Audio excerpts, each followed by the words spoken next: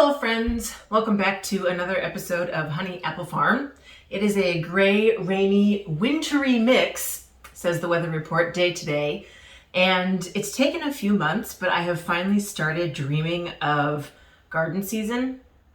I was very excited when the gardening season ended. I had a great time gardening last summer, and I'll talk about that in another video, but it was very exciting for everything to wind down at the end of the year and for there to be less going on. And it wasn't until, a couple weeks ago that I finally had that first pang of, I can't wait to get back out in the garden. So since I can't actually do anything in the garden for a couple more months, what I thought I would do is organize my seeds. Now, this doesn't sound all that sexy, and honestly I didn't expect to be doing that this year because I didn't think I had enough. But one of the things that I did when I put up all the Christmas decor was I had to move some of the stuff out of one of the display cubby holes, and it turns out that I have a giant pile of seed packets, I should say. Some of them are empty and some of them are not, and so I went ahead and ordered this from Amazon. It is a photo case. It's designed for you to be able to put 100 photos in one of these, but pretty much every homesteader stroke gardener that I have watched on YouTube over the last couple of years swears by these because they're just about the right size to put seed packets in, and you can get them clear like I did, or you can get them colored. Eventually, as your collection grows, you get more than one box. Right now I barely have enough to fill one of these, although you'll see I'm gonna get a little artsy. But when you get really into saving seeds and growing things from seed, people will end up with like a flower one and a vegetable one and maybe a fruit one. It's very exciting. So this is stage 1 of the seed project. This stage 2 of this video, for my birthday, Peter and I agreed that we were going to go to the Southwood Garden Center and buy the rest of the seeds we need for this coming season so that I can figure out where they're going in the yard and also figure out when they need to be planted. I'm going to be away in Portland for most of February, and I want to make sure that when I come back, I'm not rushing to try to figure out what needs to go in. Instead, I have a plan, which is what I did last year, and it worked really well. So this is organizing what I already have, and then the more exciting part to me of this video is going to be part 2, which is actually putting all the new stuff in here as well. So these are all empty, and these are all things that we grew last year. Most of these did incredibly well. Some of them did not. And it's interesting to me, maybe you all know this because you've gardened, it's very interesting to me kind of how the different packages are arranged, and then the information on the back of these. You guys, some of these are really helpful and some of these are incredibly not helpful. So I did a lot of Googling last year to figure out when these things were supposed to go in, and I expect I'm going to be doing that this year as well, because it turns out they just do not put a lot of information on these, which I guess makes sense because they're small packets, and a lot of these say like open up the inside for more information, but the inside is where the seeds are. So unless you're planting all the seeds at once, opening up the packet to read the inside of the envelope, not really going to work. So I might actually put these into 2 different piles. Most of the things we planted germinated, some did not. So from the seeds, from the packets of nothing left, this is the flower mix, Southern Hills and Plains. I sowed this in the back bed to go amongst the sunflowers, and I would say nearly all of these things did not come up. We had some of the, what is that? Some of the scarlet thyme and a few blanket flowers, but the rest of what's on this picture did not come up. So I'm going to mostly put this in the not category. Also in the not category, we planted these. Coreopsis are a family of flowers, and they have done really well here, and they grow wild here, but this particular variety I planted in the front, it did not. I suspect it might have gotten shaded out by the sunflowers, but that goes in the did not work pile.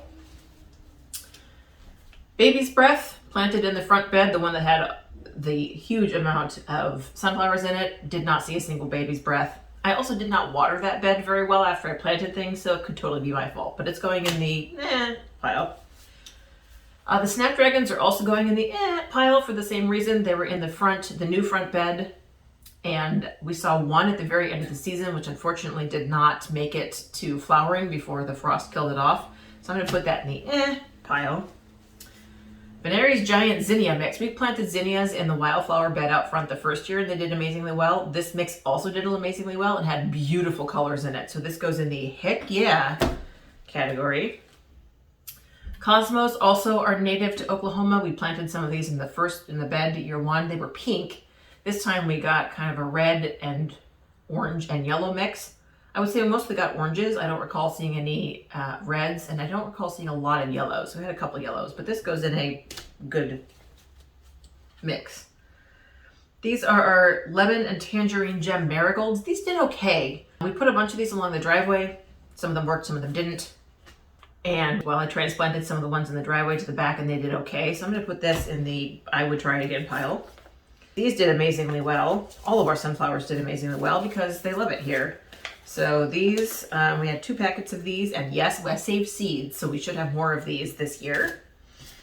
Also on the sunflower front, since we're there, we had 2 packets of these Goldie Honey Bears. They did amazingly well, and I have saved seeds from those, so those are going in the heck yeah pile.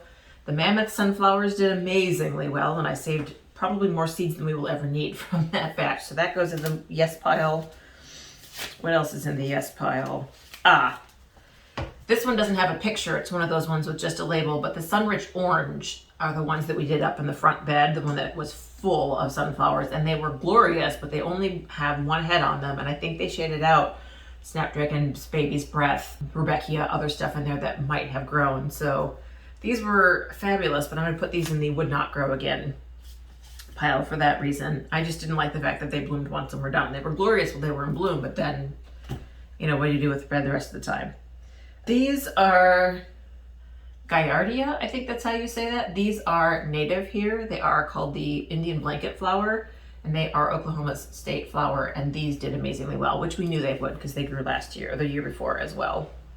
So that goes in heck yeah. This goes in, we did not see these. Again, I put these in both of the front beds actually, and I don't recall seeing a single chocolate flower, so I don't know if that's because I didn't water them well enough when I first planted them or what. But that goes in the dud. And then this is the Rudbeckia, otherwise known as Black-Eyed Susan, and we had 2, one at the beginning of the season and one at the end of the season in the bed with all the sunflowers. So, but I know they do really well here because they were in our wildflower bed the previous summer and they did great. So that goes in the heck yeah pile. So that's all of the empty seed packets, no more seeds in the packets. So let's put the duds here. This is so cool. It's so satisfying to get these organized. They've just been basically in a pile since last spring, a growing pile. And this is gonna feel so good to actually put them in a case that can be moved around and taken out to the garden instead of taking individual packets, which is gonna be awesome. All right, so we have duds and not duds, would grow again. So things I have opened and will grow again. We have 2 different kinds of basil. Let me see if I can find the other one here. Yes. So we grew 2 different kinds of basil. This one was the first one we grew. It's called cinnamon basil, and it tasted a little bit licoricey, so we didn't actually end up harvesting this one, but the bees loved it, and it grew into these huge, low-growing, bush-sized things. So there's still some seeds left in here. So we grow these for pollinators. We don't eat these because they do taste. Peter likes the licorice taste. I don't. So that goes into herbs. And then we also got some sweet basil when I bought the green stalk last summer. And these are the sole source of our basil harvest last year, and they were incredible. So yes on both of those.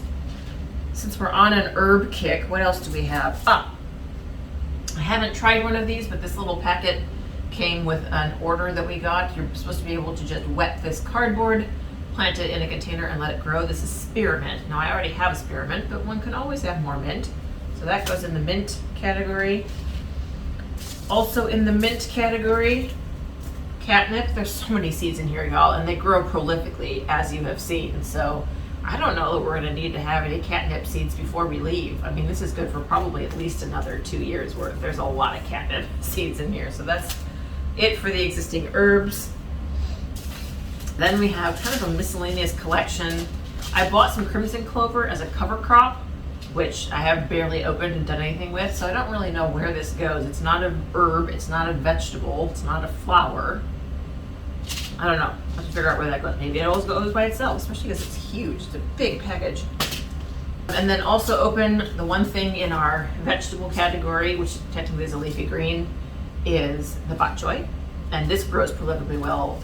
Also, I did, it looks like 3 or 4 successions of them. And what we learned about bok choy is that we really only need one at harvesting stage at a time, because that's really all we can incorporate into our meal planning. So this also has a lot of seeds in it that are probably going to last us a couple of years. This is holding down the vegetable stroke leafy green fort. And then I have one package of flowers that I bought with the intention to plant in the fall, but they actually need to be planted in the spring. So these are sweet peas, and every flower book that I have read about growing your own cut flowers raves about sweet peas. The problem is that our ground actually does freeze sometimes in the winter, although it turns out probably not this winter, and the instructions are, if you live in a mild winter area, which I assumed we did, you plant in September, they overwinter and come up in the spring, which I was going to do, hence why I have them. And then I read that only works if the ground doesn't freeze, and our ground has certainly frozen here some winters. So these are planted as early in spring as possible, and right now they're holding down the flower fort. In addition to the leftovers from last season, Peter's mother very kindly sent us some seeds for Christmas present. This Victory Garden seed collection. There are carrot, lettuce, tomato, beet, and zucchini seeds in here. So I'm actually going to go ahead and open this, because I don't actually know what's inside of here. I'm hoping it's individual seed packets. The lettuce, white front, simple instructions on back. The carrot has this really cool packaging. I actually like that a lot. Some instructions on the back. Tomato, the same thing. This one has a sticker on the back instead of them directly printed on the back. Zucchini, oops, this one is coming apart at the bottom. And this is beet. I don't eat beet, so we'll have to see if Peter wants those. So that's what we have so far. It's a small collection, although quite frankly, a year ago when I was going into the 2022 season, I had no seeds left over. So this is a big step to have seeds left over from last year, and also to have a pile of things that went well and what didn't. I will dig it out at some point. I also, for the dead box, I kept all of the markers for the starts. So these are all the things we grew from seed, but we did also grow some things from starts last year, and some of them did very well and some of them did not. And I have all of those, you know, plastic stakes that come with them. I have those out in a bucket in the man cave. So I will collect those at some point and sort them into successful and not successful, just to make sure that I have that record going forward. So that's it for the seed adventure for today. Stay tuned for part 2, where we will be going, Peter and I, to our new favorite garden center and buying a bunch of seeds for this garden season. See you then.